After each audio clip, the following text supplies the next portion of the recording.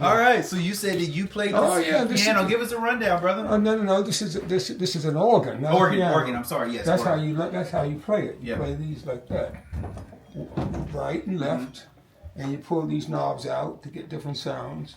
It's only 60-something keys here, as opposed to 88, which the piano has. So that's the period of that time. I think late 1800s. That's when this is built. Wow. But there it is. And you played. That's how I got the first sound of an organ. Was on this little sucker. And what was that like for you? Like when you sonically, like when you started delving deeper into music, which obviously is a gift.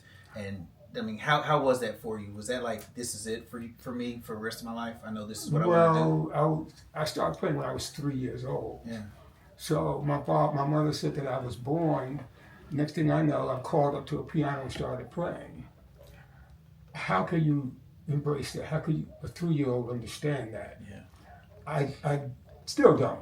I just know that it's a gift of some type. So Nita and I both were playing at 3 years old. We both took lessons from Mrs. Massey, the German lady. The idea that I could play, there's no, for my maturity at that age, you don't quite comprehend the seriousness of it. All you know is that you can do something. Right. And that's all I knew. I didn't give it any intellectualization. Yeah. You know, and now that I'm mature, when I look back on it, all I knew is that I could do something. Yeah. And when I heard it, since you asked about sound, the fact that I could hear something, then go to a piano and replicate that sound was fun. It was powerful. It's hard to know words in a young mind to explain that, except, hey, Daddy, Mommy, look, watch this. I can do this, do that. You know, and you do that. Yeah.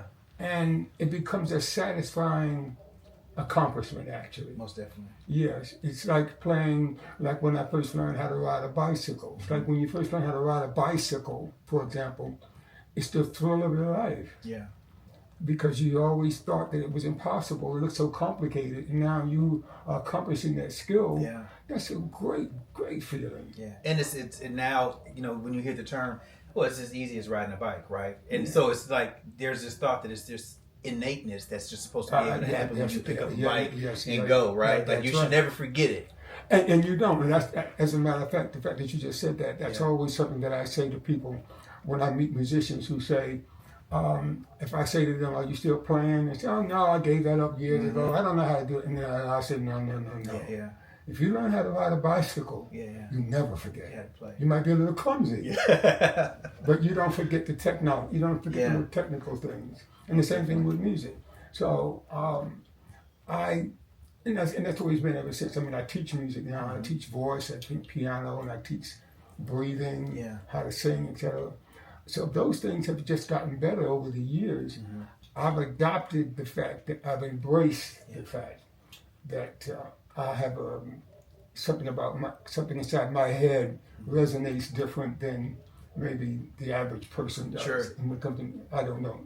Yeah. I don't give it any no egotistical approach to it. It's just something that I realized that I had to embrace. And it drives me nuts. For joining us again on another episode of Hometown Chronicles USA. This has been a clip from our full interview with Samuel Waymon. If you want to watch the full interview, click the link below, or you can click the other link to watch some of our other content. We would love if you would leave a like on this video and subscribe to our channel. Your support helps us make more content like this on YouTube.